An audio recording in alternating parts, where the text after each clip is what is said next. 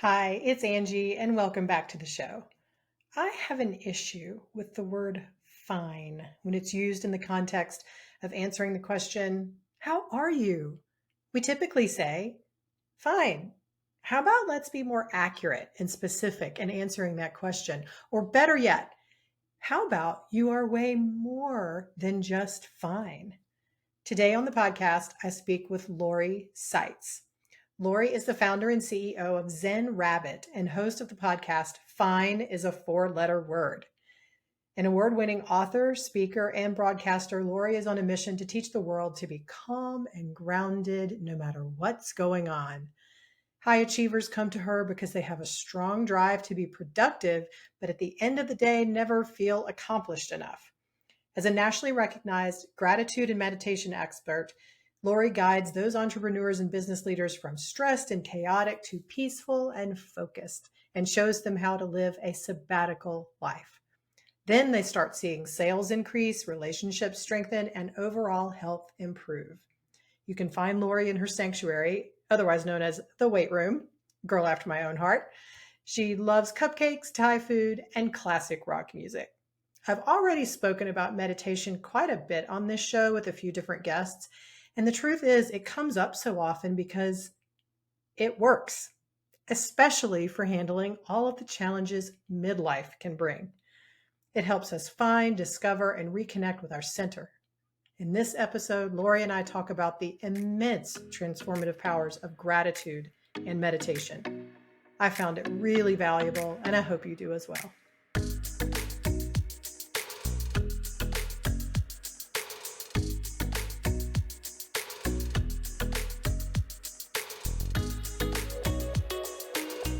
Hi, Lori. Thank you so much for being on the show. It's my pleasure to be here. Great, great. Tell me about you. I've done some research and I see that at some point in your, I guess maybe not too distant past, you owned a bakery called Zen Rabbit. Do I have that? Is that accurate? Yes, it was called Zen Rabbit Baking Company. Oh my goodness. And That's the best that was my name of first anything. business. Yeah. Well, okay, so I have a background in marketing and corporate communications. So, yeah. So, of course, I would come up with a good name. That's amazing. I know. I'm like, that's like the best name of a business. And then, but now you have the same name, but a different business. So if you Right. will, just kind of give us your story about how you came through marketing and a baking company and now with your business now, and just as much context as you're willing to give. Yeah, absolutely. So I started my first business in 2003, and that was Zen Rabbit Baking Company. I was making a product called the Gratitude Cookie, became known as the Gratitude Cookie, which was based on a family recipe. And because I'm a marketer, it was not my goal to be the next Mrs. Fields. I created this as a product for businesses to say thank you to their clients and their referral sources. And so Zen Rabbit Baking Company was in existence for 11 years. I've been saying that I couldn't scale it the way I would have liked to. The truth is, it wasn't just about scaling it. I couldn't even get it profitable. But I tried really hard for 11 years and ended up shutting it down at the same time. I'd already decided to shut it down. And at the same time, my mom was diagnosed with an acute form of leukemia, passed away 6 weeks later. So now I was dealing with the grief and the mourning around my mom's passing, as well as shutting down my business. All at the same, because why not do it all at the same time, right? And I started asking myself the question, what if I don't want the next 20 years to look the same way as the last 20? Like what would I do differently? What would be different about that? And not that the last 20 had been terrible. They were fine. Like, this is where the name of my podcast and the name of my program come from. Everything was fine. Like, we all walk around going, everything's fine, nothing to see here. Dumpster fire happening behind you, but don't pay any attention to that. It's fine. So started evaluating, all right, well, what happens now? Or what direction do I want to go now? And so I shut that down. It actually was good timing because not having the business to run gave me the ability to do all the things I needed to do in terms of processing my mom's like estate and all of this stuff. My brother still does. He has a full-time job. And so that gave me some time freedom to be able to manage all of that stuff. So yeah. And then I'm an entrepreneur. So what was my next entrepreneurial venture going to be? And I started teaching networking strategies, like, because I had to learn when I started that business, I had to learn, how do you walk into a room full of people and start a conversation with somebody that you don't know, right? As a way to find business, find referral sources. How do you, and as a, I don't like labeling introvert, extrovert, because I think there's too much misconception around what those mean. Mm-hmm. But I was calling it like for quiet people, for somebody who would feel intimidated. Because some people are like, I don't know what you're talking about. You just go in and start talking. And I'm like, Totally. okay, that wasn't me. Mm-hmm. Yep. Got it. I'm so the I started same. teaching networking strategies. You feel uncomfortable or comfortable? Mostly I'm going to say uncomfortable. Not totally uncomfortable, but it's not necessarily in my nature to walk into a room of 50 people, immediately just start making circles and shaking hands and walking it. Like, I'm going to probably observe for a little while and sit back and like, scan the situation and like see where I think a good, comfortable avenue is going to be, which I've said comfortable now twice, I think. So Yeah. maybe I need to look at that and like get out of my own comfortableness of, just reaching out and getting out there. But yeah, that networking, teaching networking strategies is amazing. It's so needed. Yeah. So that's how I was. Like, I was a super shy kid. I was the kid that would be like, Mom, you go ask where, I'm not asking where the bathroom is. You go ask. And yeah, all my report cards, it's on my website. All my report cards are like, Lori is very bright, but she needs to learn how to speak up in class. Like, I just that wasn't me. I'm much more comfortable now. Yeah. And I think this comes from age. Like, you grow into who you are and you become more confident. So you do feel more comfortable walking into a room. But again, like, you and I are like that. We're going to stand back and just kind of figure out what the situation is before we get in. Yeah, totally. So, and I was super shy as a kid too. Yeah, go ahead. Yeah, no, I didn't mean to cut you off. No, go ahead. I was just saying I was super shy as a kid too. So like I completely get it. Yeah. So started teaching that, and that was like around the end of 2018, like middle of 2018 and into 2019, and then pandemic. Like, I was just starting to get that business rolling, and pandemic shut everybody down. So nobody's going anywhere. And I'm like, great. Well, I guess I'm putting this program on the shelf. And what am I going to do now? And transitioned into talking again about gratitude and finding your center, finding your purpose. Like, a lot of people talk about purpose. Like, I don't know what my purpose is, especially in midlife, or like, like, what is my purpose? As if it's something that you can just trip over. But I just haven't done it yet. Like, I haven't found it. Like, you're going to dig through a closet and find it. And so, so go ahead. Oh, just coming back into that whole talking about the importance of gratitude and how it can affect your life and change your life. Because I'd been talking a lot about gratitude with the gratitude cookies, how to use gratitude as a differentiating factor in business. And then that grew to, how does gratitude affect your whole being? So when you started, so you went from the baking company to networking, then the pandemic hit, and then now pivoting again into work and course and program what you're up to now, is this all based on gratitude? Is that what I'm hearing? It's gratitude and meditation. I mean, really, my purpose now, my mission is to teach the world to be calm and grounded no matter what's going on around them. Yeah. Yeah. And because your show is called Midlife Magic and Mayhem, let's throw a little more mayhem into this whole story, okay? Because then in 2018, which is a few years after closing the business, which also caused a lot of like, well, who am I now? Because my whole identity was tied up in that business. Like I was Zen Rabbit.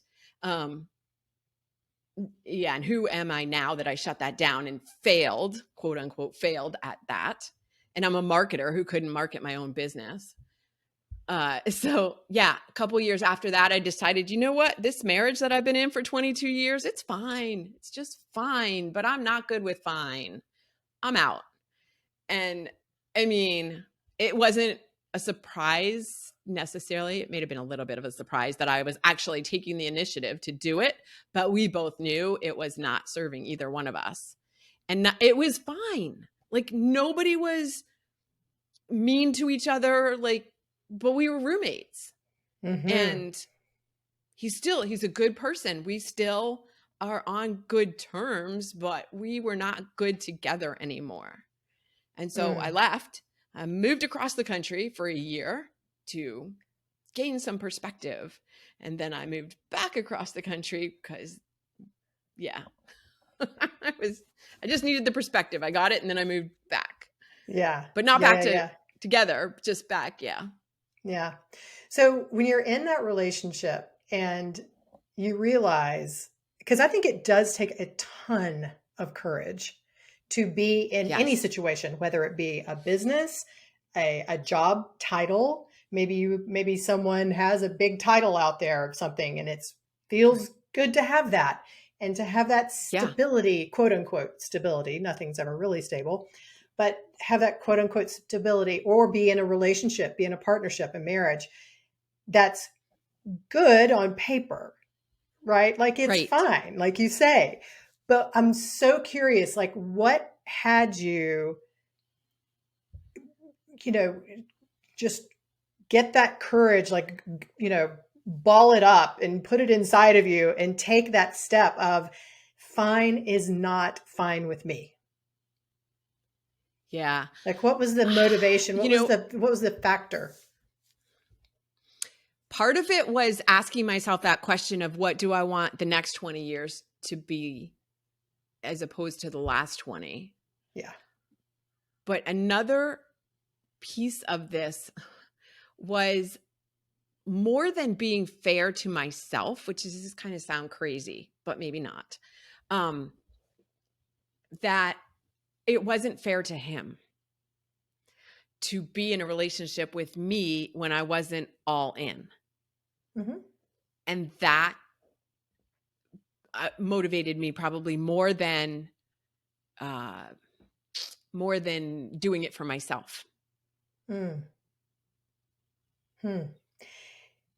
was having a conversation with someone yesterday, as a matter of fact, and it was very similar. And we were talking about this. And one of the things she said was, maybe he needs to be with someone else. And I think an interesting question for women, for all people, all humans, but especially for women, and especially when we start to enter these transition phases of any parts of our life, like we were just talking about, could be career, could be business, could be relationship, is to ask ourselves, what do I want? What do I want? Because I know when I ask the majority of women that about anything from dinner to sex, the answer is when they really get quiet, they say, I don't know. I just know that I don't want what I have, but I don't know what I want. So getting like really clear with that, and then being okay with the uncertainty of what's going to come on the other side of that, because it's hard. It's super hard, and completely agree with you. And I want to come back to that point of getting quiet enough to hear what it is that you really want. Because the other piece of that is being okay, understanding that whatever it is that you want is okay. Like you do not have to justify what you want. Mm-hmm. I love that. You need to get clear. And the way that I teach people to get clear is a lot through meditation, but it's also a matter of figuring out what works for you. And we can talk about the whole myths and misconceptions around meditation, because I work with those all the time. Yeah, let's do But it. yes, what is it that your inner voice is telling you? Because we live in a society that has us so distracted and unfocused, and everybody has an opinion of how you should live your life. Never mind if they're living theirs well, but they're going to tell you how to live yours. And we go along with it because it's easier. A lot of times it's just easier. Well, and I think And that it's hard to, at some point it's hard to decipher what is my true inner voice and what are the introjects that are coming from outside of me that I have taken in as my own, that I can't even tell the difference. yes, Like the programming from yes, childhood, or the programming from something a teacher said in fifth grade, or that the bully down the street said, or your mother, or your sister, or your best friend, or your husband, or it could be anybody, someone at the gym that you've yeah, taken in and buried it in your own self to where you think that's you. So good the point. difference between what is ours and what is not. So I would love to have you speak about meditation and the misconceptions. Yeah, first of all, the voices that are mean and negative, those are definitely not you. Start there, because that's not what your soul would say to you. It would never say anything mean or negative. So, yeah, so the meditation piece is we need to give ourselves space. And so, what is meditation? To me, my definition of meditation is getting quiet enough to hear your own inner voice. Now, whether you call that intuition or, God, universe, higher power, whatever it is speaking to you, it doesn't matter what you call it. It's creating that space. And that space doesn't have to be, and I say quiet enough, it doesn't mean sitting in silence necessarily, because that's something that people are like, oh, I'm not good at meditation because I can't sit for an hour on a mat cross-legged in complete silence with no thoughts in my head. Yeah, guess what? Almost nobody can do that. So, and that's not what's expected of you in meditation, but that's what people think meditation is. So it's there's different ways to do meditation. There's guided meditation. You can have music, you can have guided with music underneath it. A walk in nature could be meditative, especially if you do not bring your electronics, or if you bring them, because I carry my phone when I go for a walk, because who knows, you're in the woods alone, whatever, but don't have it, like, you're not listening to it, is my point. You are paying attention to the sounds around you, the birds, you're watching, you're looking at the leaves, you're taking things in through your senses, but in a natural way. Like, that's when you're really quieting things down. And yes, thoughts are going to come in and out of your head. They just do. That's what thoughts do. And you can pay attention to them, or you can go, I recognize that. It's a thought. I'm not going to let it carry me away, and just kind of go back to listening to the birds or counting how many steps you're walking or whatever it is. And then more thoughts are going to come in, and you do the same thing. Like, back, refocus. All that refocusing you're doing, whether you're walking in nature or sitting and listening to a guided meditation, that is actually making you more productive when you're outside of that time, when you're actually trying to do work, because you're training your brain to keep refocusing back, refocus back. And people think that means they're not good at meditation when they have to do that. That's actually an integral part of meditation.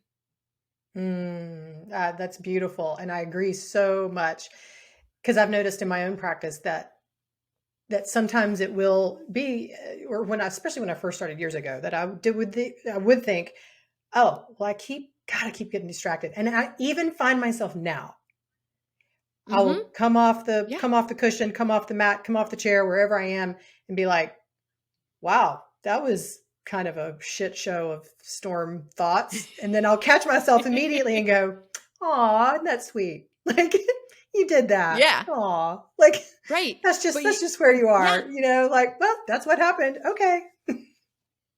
Right. That's exactly it. Have grace with yourself and give yourself credit for doing it, for making the time to do it.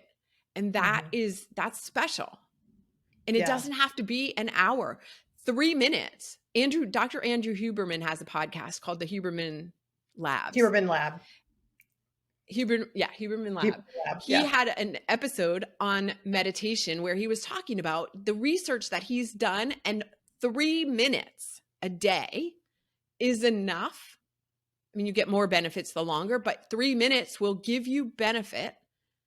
I mean, who doesn't have 3 minutes a day? And even if you don't want to sit and like do a guided meditation, or if you just sat for 3 minutes a day and focused on your breathing, like really intentionally breathing all the way in, all the way down to your abdomen, breathing out, and did that for 3 minutes, that will have a profound effect on your mental and physical health and emotional health, all the health.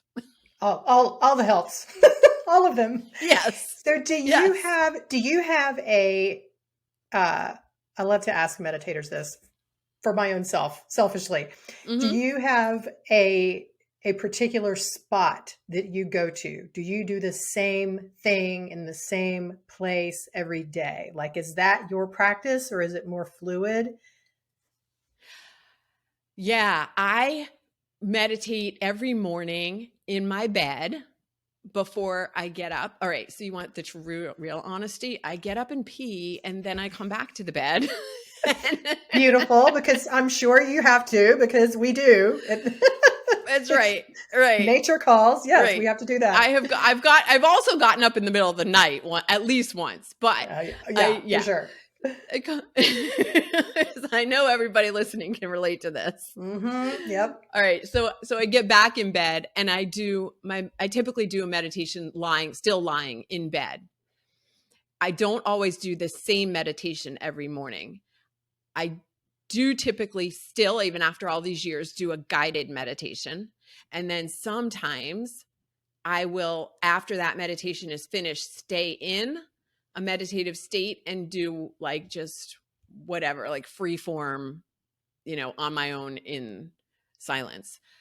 But that has taken me a long time to get to that point. For the most part, it's a guided meditation, probably not longer than 15 or 20 minutes, especially on a weekday.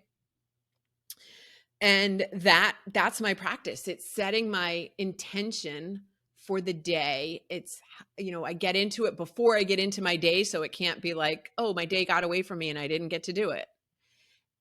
And at this point, I wonder if you feel, when do you do yours? See, I'm much more fluid. So I get up and exercise first thing, because that's my part of it for me. Exercise is meditation, moving my body. And right now I happen to be training for the New York City Marathon. So I got to get up and run first thing. Yeah. So, and it's amazing. And it is very meditative for me in a certain way. Right. So I have things that I do where I'm moving my body that are a type of meditation for me and my mind, and kind of clear the cobwebs. And then I have times when I sit and I'm quiet. For me, in my system, how it works best, after I've learned this over 53 years, that if I need to move first thing in the morning, that's what has my energy be at its best. And then mid-afternoon is when I need to sit and be still. And then do a little movement after that. So that's it gets sort of fluid. And I also ask myself, like, what do I need today? Do I need movement? Do I need stillness? And let my body inform what it is that I need. Yeah. I love that you just shared that, because that is ultimately what it's about. What works for you. And I also advise people a lot of times, like, they want to sit, but they can't sit still or whatever it is, like get up and move, put on your favorite song and dance around the room for 3 minutes or however long the song is, and then sit. Or go for a run like you're talking about. And running can be very meditative. Mm-hmm. So it doesn't For have to, sure. meditation doesn't have to be sitting still. It's It and is, it's really but like, do you feel like it's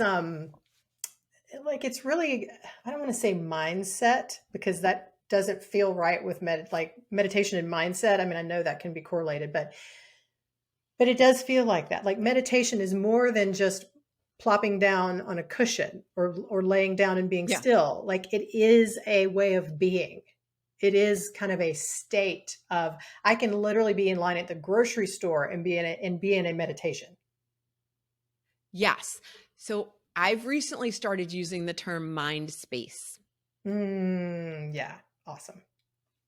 I think that's much more accurate than mindset. Mm-hmm. Yeah. And Yeah. mindset is so overused at this point. We like to take words and then Right. just beat them to death. So I feel like mindset is Right, one of right, those. right. Oh, so I Yes. love mind So space. let's That's let's brilliant. be a trendsetter and say mind space now. Do it. I'm right behind you. I'm with you. Yeah. Yeah. So and then I sometime more recently, like in the past week, just started doing more in the middle of the day. I'll do another meditation. And again, like 15 minutes. And then probably in the past year or so, I don't necessarily do a meditation before I go to sleep, but I put on healing frequency music to fall Mm. asleep to. And the app that I use for that is called Insight Timer. Are you familiar with Love Insight that. Timer? Yes, I Yeah. love Insight Timer. It's my favorite. I've had it for years. I recommend it all the Yeah. time. Same. Beautiful. So Yeah. I'll find some music on there, healing frequency music, and just put it on and let it like play while I'm falling asleep. Yeah, you can use that and actually find the amount of time that you want. Like if you want 15 minutes of Yeah. music or 45 minutes or 30 minutes, it's such a great app. Yeah. Yeah. And I was going to say, sometimes when I wake up in the middle of the night to go pee and then I can't go back to sleep, I will put it on again and have it like lull me back to sleep. Totally. So Yeah. what first got you pointed towards meditation? Ooh, yeah, this is a good question. My mom introduced Mm, my brother and me to meditation when I was 10 years old. She nice. took us to a course that's now known as the Silva method. Are you Yeah. familiar? Have you ever heard the Silva method? Yeah, I've heard Yeah. of it. So Jose Silva started teaching this in like the 60s. Hmm. And so she took us to this class. It was the mid 70s.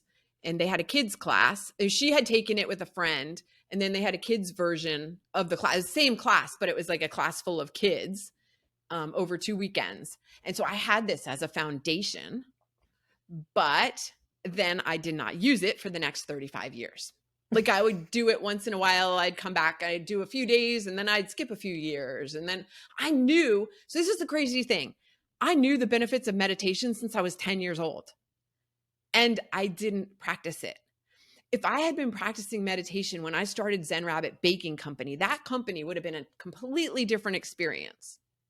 Mm, that's fascinating. My life would have been a completely different experience. And yet, I'm not going to beat myself up and say, "Oh, I wish I had." I mean, I kind of wish I had, but everything that happens everything that happens to bring you to where you are today. And let's be grateful for that and move from where we are today to now, where am I going? Instead of spending so much time and energy stuck in, oh, I wish I had done this. I agree with that. And that's such a practice in and of itself, I think, is to, once we get to a certain age, once we get into the middle sections of our life, there is that temptation to look back. Mm-hmm. And no matter what's happened, right? Whether it's leaving a marriage, leaving a partnership, business, career, children, whatever decisions that we've made or not have made, we can look back and be very tempted to go, wow, if I'd have done that, or that thing, Mm-hmm.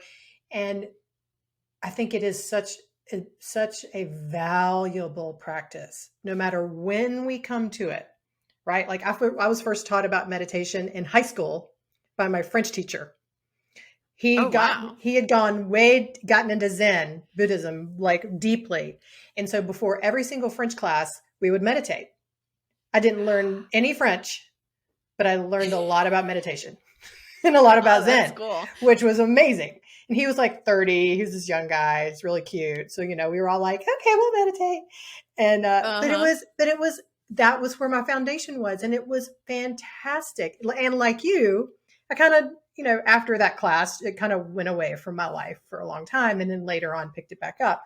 Um, but it's like not being tempted by the places where we can go to say, wow, I wish I would have, or I this or that. Like, Yeah. because exactly like you said, it is every single solitary choice and movement and decision has brought us to this very moment right now.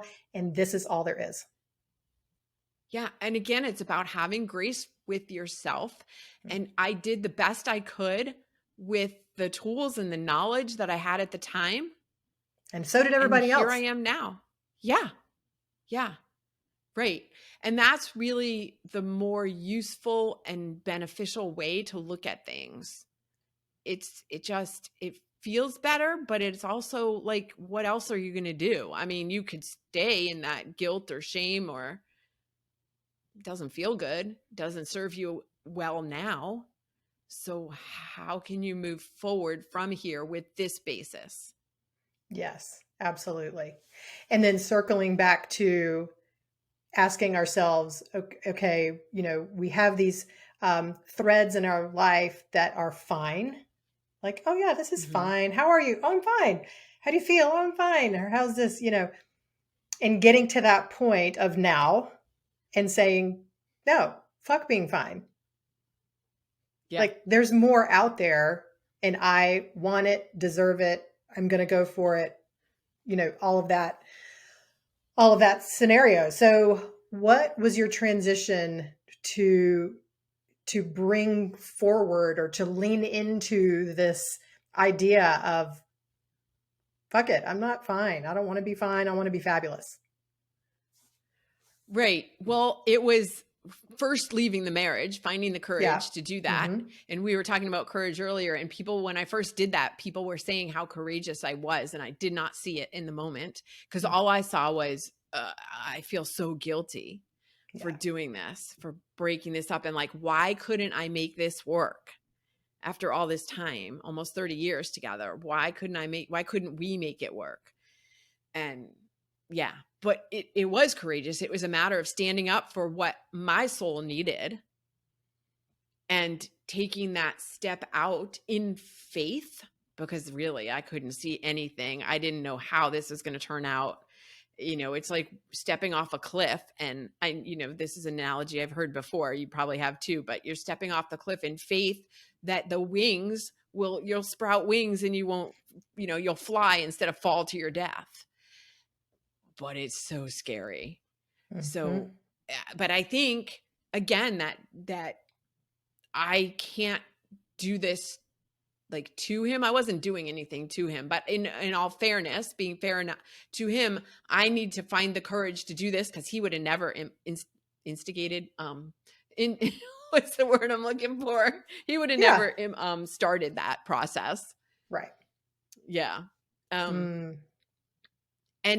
And I think so, coming back to the meditation piece, because we left this out, I left it out a little earlier, was that when I did come back to meditating consistently, it was around that same time after when my mom passed and my business, and I shut down my business. I came back to meditating consistently, actually through the Vishen Lakhiani, who is the founder of Mind Valley. Mm-hmm. Has a meditation called the 6-phase meditation, which is also on Insight Timer. You got to Google or search on 6-phase meditation. It'll come up. but I had read his book, The Code of the Extraordinary Mind, and been introduced to his 6-phase meditation. Interesting side note that his introduction to meditation was also the Silva method when he was a kid. No kidding. So, and Mind Valley actually now owns, I believe they own the rights, but they teach the Silva method is a program in Mind Valley's repertoire. Nice. Yeah, I didn't realize that. That's cool. Yeah. So, so I came back to it after my mom passed as a way to help me, I guess, just be grounded, feel more grounded and calm.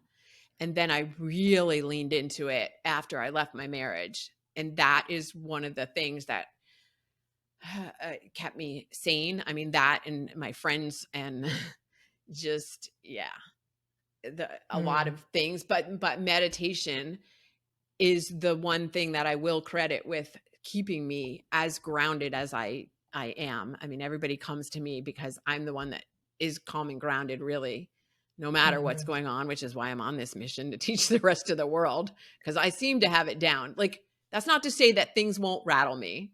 All right. Like everything in my world was dumpster fire a couple of weeks ago, like everything. I was in hysterics for at least 40, maybe 24, 36, 48 hours. And then I regained my sense of balance. And like some people can't, like that would that would go on for them for months. But I can feel all the feelings. This isn't about not feeling and not processing emotions. It's about how quickly can you get yourself back to center. Yeah, I find that too. And when I'm in conversation with someone and that the idea of meditation comes up or the practice of meditation comes up in conversation, and they're like, oh, I can't do it.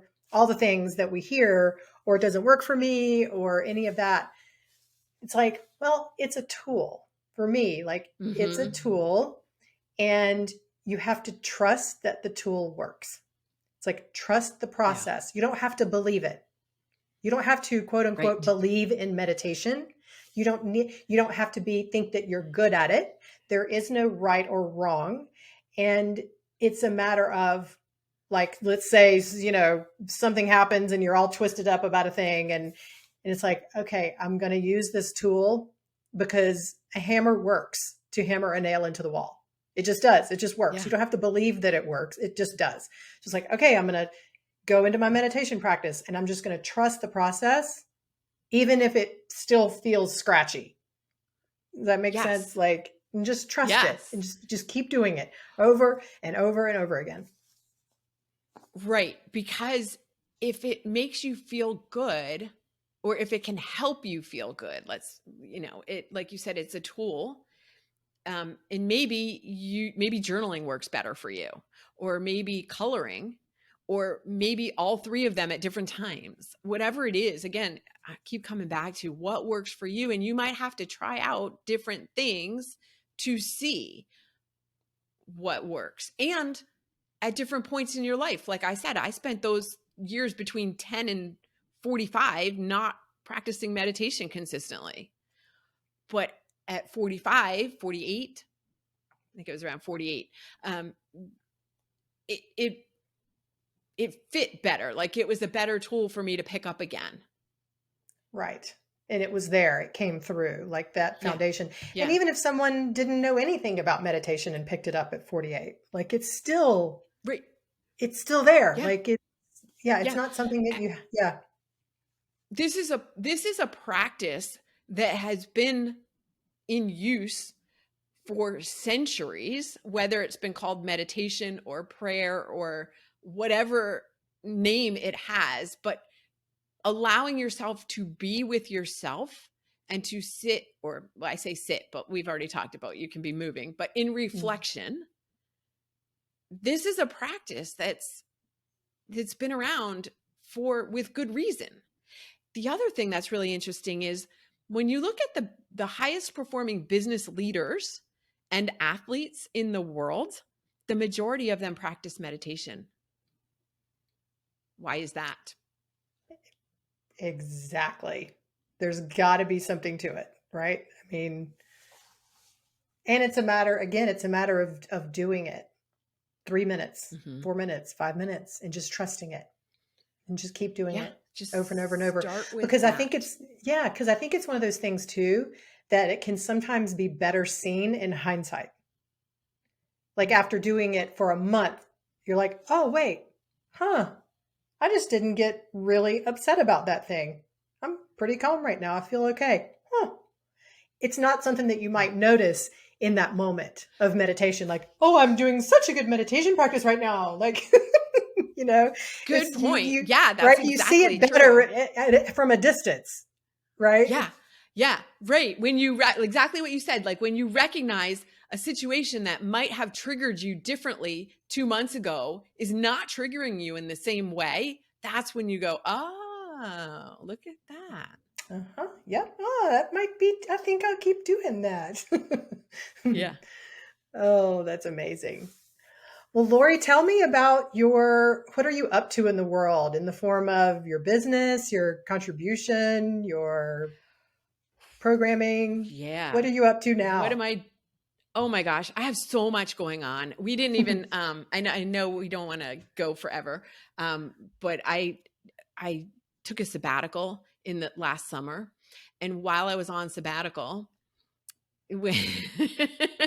not working because I needed a break because even with the meditation I was feeling like stressed and overwhelmed and burned out.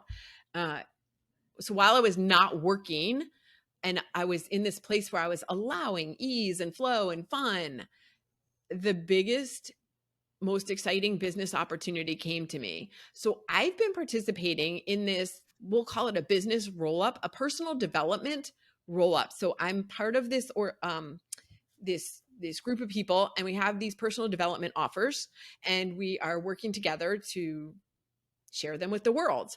And so I actually, I have 2 offers in this program. One of them is that networking thing. I pulled it off the shelf and I revised it. And Awesome. Good it for starts you. with a book called How to Feel Confident, Confident, and Courageous at Networking Events. And so that is an entire program called Confident Connections. And then I'm also I've created. It's called Staying Calm in Chaos. And Nice. it's an audio program which comes with 5 meditations. So I create meditations myself now too, not just listen to them. I also create them.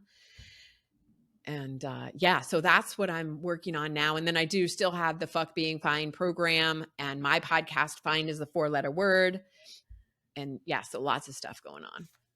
That's awesome. And we'll link to all those things in the show notes. Can you give us the links to those other programs, the networking and the other absolutely. one, the calm, what was it? The staying calm in chaos. In chaos. Yeah, I love that. There are links to all of them on my website, but I will give you links to them directly as well. Cool. Yeah. That's amazing. That's amazing. When you were saying that you took a sabbatical and as you were, having fun and relaxing and all that, that's when this opportunity came. The thought that came to me was, of course, because you were relaxed. Yep. You were in a receptive state. Like we have to be in a relaxed, receptive state in order to receive and be open to things coming to us. Yes. Yes. And we know that intellectually. Mm-hmm. And I knew it, but it wasn't until I actually went on this sabbatical that it became internalized, that I was able to internalize that. And it's still to this day, it doesn't mean I'm like all now, I don't have to work so hard. I still struggle with working too much and not allowing myself to recharge. It's an ongoing process that at least I'm aware of now. Yeah, but I love that you got that. I would call it an embodied experience, not just an intellectual knowing. It's like an embodied experience of I am relaxed and this opportunity came to me. Oh, look at that. And it's not to say like, you're going to, this is not like, just go sit on the couch and watch Netflix and all of a sudden all this business is going to come to you. Like, no, that's not what we're saying. No, you still take action, but you Yes. take inspired action. Yes. From a relaxed place. Yes, I still had to take some action to, I say make that happen, but we are like, that's crazy. We can't make things happen, but take action to help it along. Yeah, you created it. And then it's a creative act. And I'll just throw out too, because the whole sabbatical thing. So I contributed a chapter to a collaborative book, and the book is called Love Warriors. I'll give you a link to this too. Yeah. Love Warriors. But the chapter 8 is my chapter. It's called Fine is a 4-letter word. And it's all about that month-long road trip sabbatical that I took with my 19-year-old cat. Nice. Where'd you go? We went wherever I could go with the cat. So we started out I visited a friend in Cincinnati, because everybody takes summer break in Cincinnati, right? Yeah, because of course. Cincinnati, South Carolina, South Florida, which was my ultimate place to go, was down to South Florida to visit my dad. South Florida, and then the west coast of Florida, the Gulf Coast of Florida, and then back up through South Carolina back to Virginia, which is where I live. Nice. Yeah, we used to live in Charleston, South Carolina, so I'm very familiar. Yep. Yeah. Well, one last question. How do you create magic for yourself? It comes back to the meditation. That is how magic is created. The combination of the meditation is, I was doing a lot of Joe Dispenza stuff in the summer, and that getting into that quantum place where you are no body, no thing, no one, no body, no thing, and creating in that quantum space. And that is also done through meditation, where you get to that place where you are now allowing, and you're allowing and you're magnetizing things to come to you. So I didn't know that this particular opportunity was going to show up for me, but I knew I was magnetizing some things to me, like how I wanted to feel, how I wanted to be in a partnership, working with other people in a collaborative effort.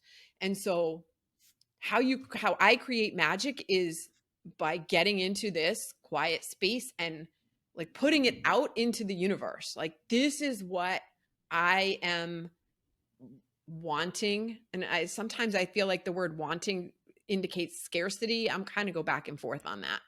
But this is what I would like to attract to myself, and putting it out there and letting the universe bring it to me. And kind of getting out of the way of the how. How is this going to happen? I don't know how it's going to happen. I would have never in a billion years foreseen this business opportunity showing up the way that it did. I love that. Getting rid of the how, because that's so often the first place that we as humans go. It's like, oh, well, I want this, or I desire to bring this. I desire this in my life. Okay, well, how am I going to do it? Well, it's not up to you. You're not in control. Like, right. Like we're a co-creator in this thing. Like most of the work is just getting your own little self out of the way, so that the universe, big magic, whatever it is that you can want to call it, has the space to come in and help create the thing. Yeah, you get clarity on what you would like and how you would like to feel. And then let the universe devise how it's going to create that. Yeah, I love it. I think that's a beautiful place to close and complete our conversation. That was thank you so fantastic. much. Thank you.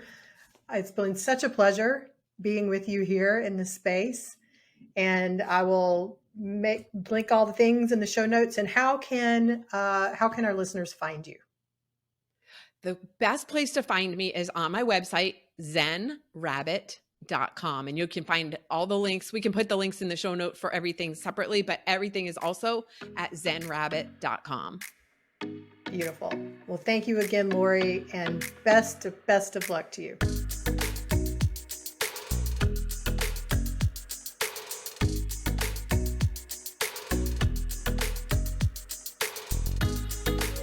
You have been listening to the Midlife Magic and Mayhem podcast, a show for women in the middle of life who are smashing the stereotypes around aging.